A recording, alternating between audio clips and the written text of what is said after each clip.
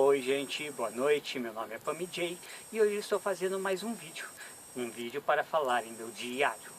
Bem, primeiramente, como vocês devem ter percebido desde o último vídeo, a PamiJ não tem usado os lacinhos no cabelo, nem todos os acessórios no corpo.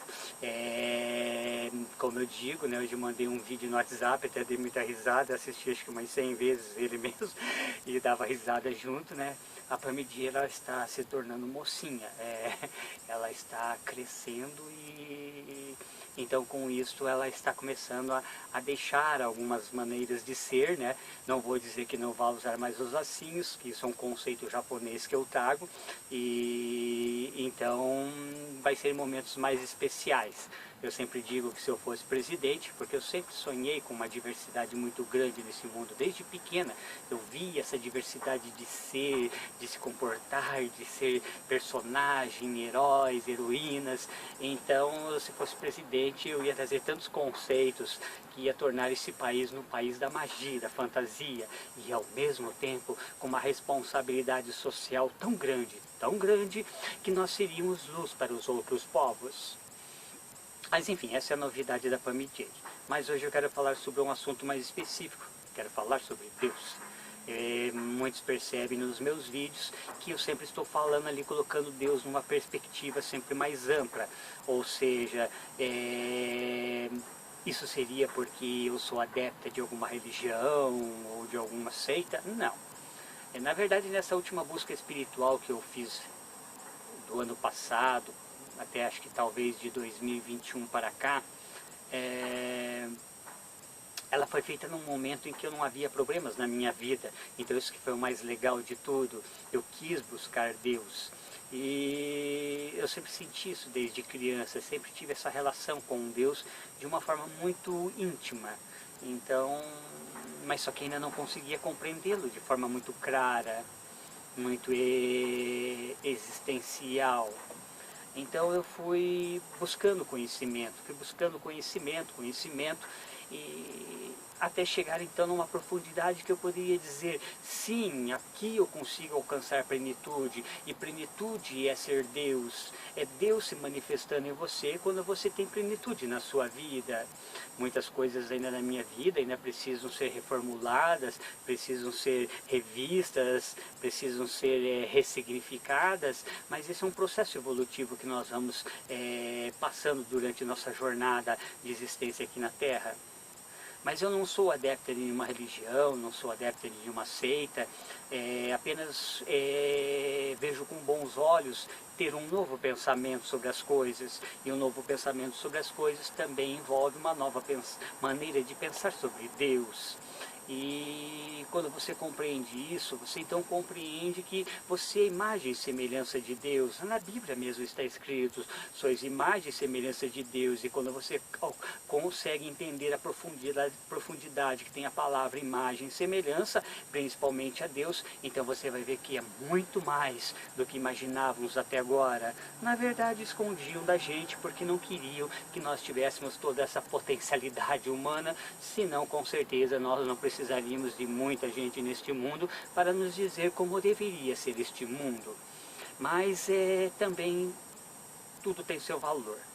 Uma das coisas muito importantes que temos que entender é que não podemos ler a Bíblia de forma literal, temos que ler ela de forma metafórica. Por quê? Porque naquele período, remontando a historicidade, nós vamos perceber que aqueles que foram os precursores, que foram os preconizadores da palavra de Deus, eles eram hábeis em transmitir o conhecimento de forma metafórica, através de metáforas.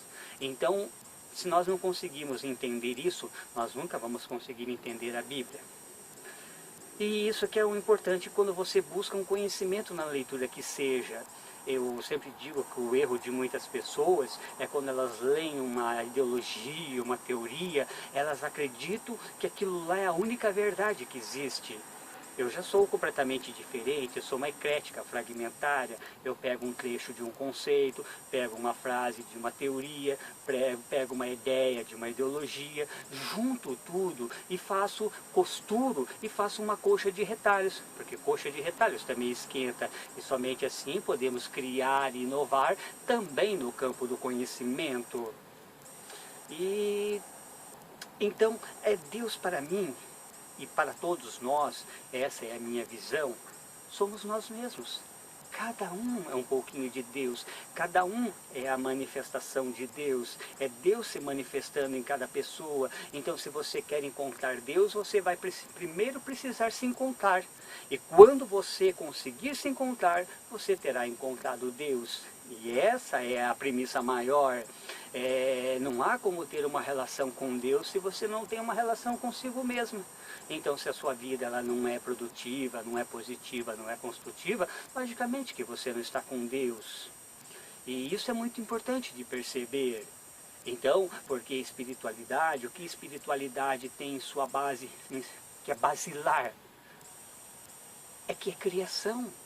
Nós poderíamos estar criando muito mais neste mundo, poderíamos estar inovando muito mais neste mundo através da espiritualidade, porque se a Bíblia não tivesse um exemplo, vamos colocar a Bíblia aqui que é muito criticada, mas se ela não tivesse nenhum valor, eu mesmo tacava fogo, jogava fora. Mas se você quer saber sobre relações conjugais ou amor, vai em Eclesiastes. Se você quer ter conselhos sábios, vá em Provérbios. Se você quer que seu coração atinja uma plenitude maior, vá em Salmos. Então tem seu valor. No que não podemos é pegar a Bíblia inteira e considerá-la de uma forma única e ainda literal. Aí realmente ela não vai nos ensinar nada. Eles não erraram quando transmitiram a ideia de Deus para nós. Não, eles não erraram, eles se esforçaram. Só que eles mesmos não compreenderam Deus e muitos não permitiram que nem eles ou alguém pudesse compreender, até que nós também não pudéssemos compreender. Porque a grande sacada desta humanidade é: sequestre, subtraia a subjetividade das pessoas, retire seu poder de reflexão, e então serão mais fáceis de serem escravizados. Então seremos ovelhas indo para o aprisco. Deus, então, para mim é isto, não é uma teologia, não é uma religião. Eu perscrutei muitas religiões, fui no cristianismo, fui no espiritismo, fui no budismo, fui no taoísmo, fui na Seichunoe. Mas em todas as religiões eu vi apenas aquilo que pudesse trazer elementos, subsídios, para um contexto mais amplo, para um contexto social, porque como psicóloga social é este olhar que eu tenho que ter. Então aquilo que tinha valor, que pudesse contribuir para uma melhor qualidade de vida, seja física ou mental, aquilo lá eu considerava como bom, só que nem sempre a sua totalidade era boa, às vezes apenas uma frase. Teve um líder, um grande estadista, que muitos chamam até de tirano, mas que uma vez ele falou uma palavra, que aquela palavra só, juntando com outros conceitos, já pode formar uma teoria nova. Ele disse: se aprende mais com o inimigo. Então quer dizer, espiritualidade, falar sobre Deus, divindade, deidade, não é uma religião.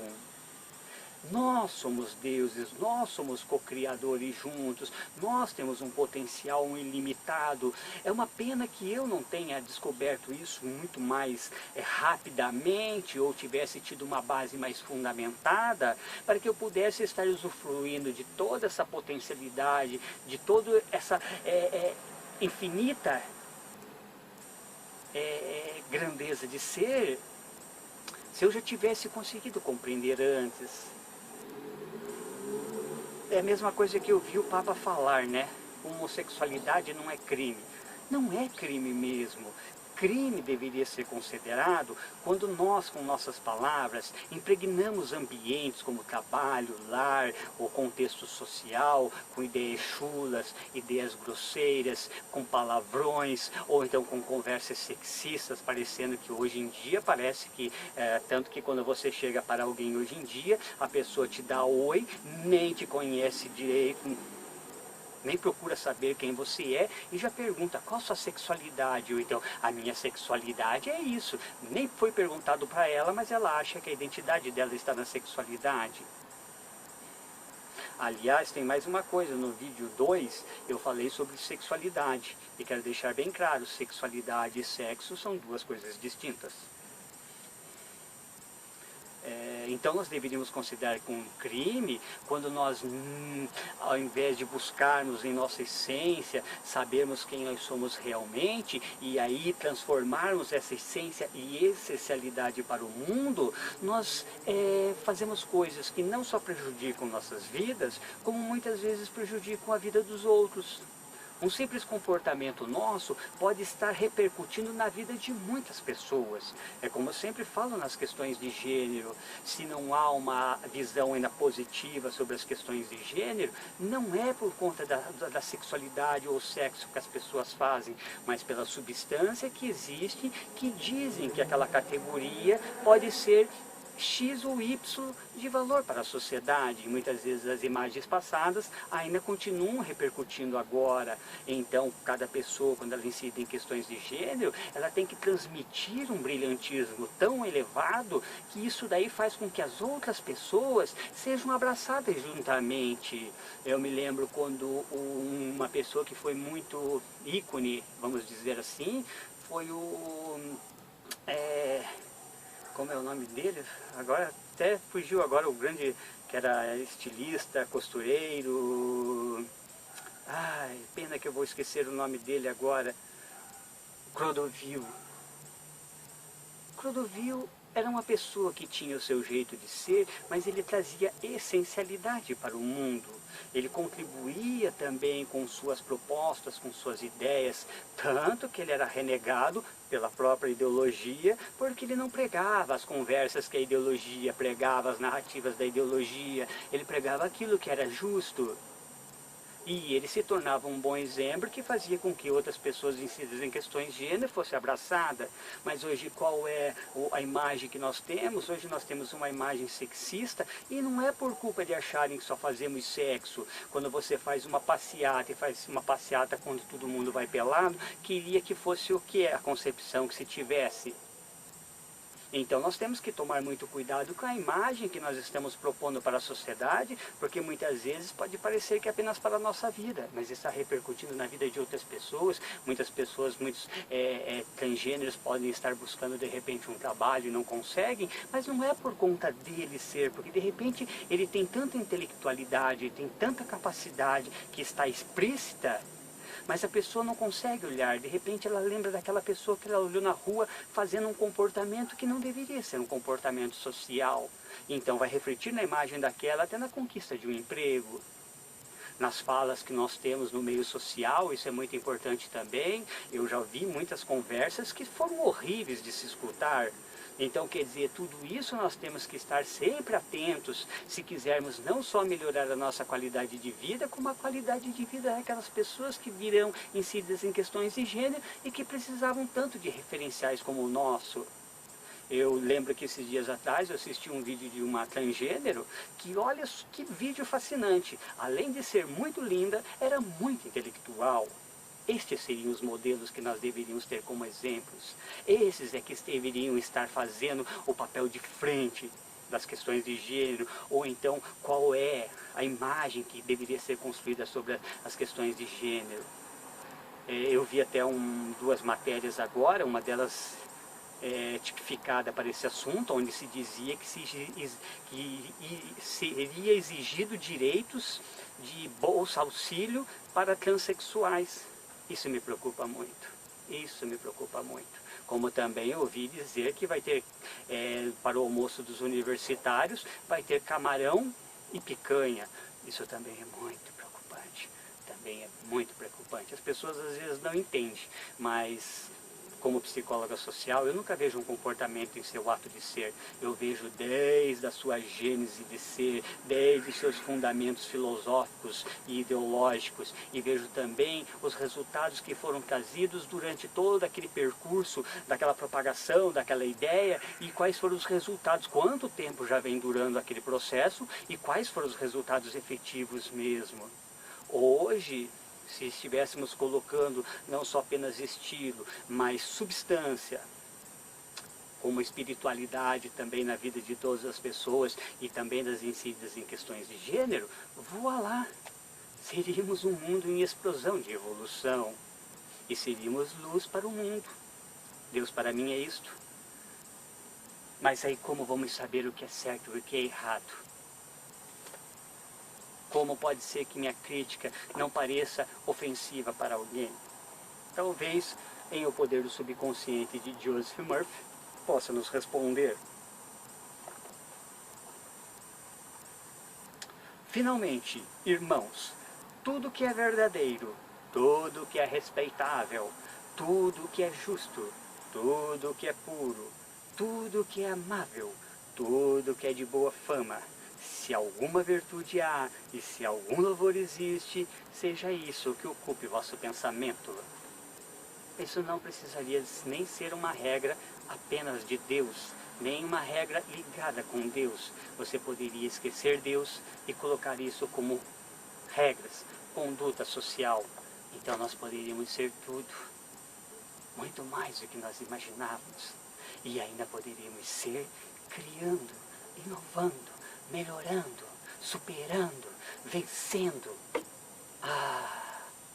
Então sim, saberíamos o que é diversidade, saberíamos o que é igualdade, saberíamos o que é evolução. Amo vocês de coração, beijos no coração. Tchau, tchau.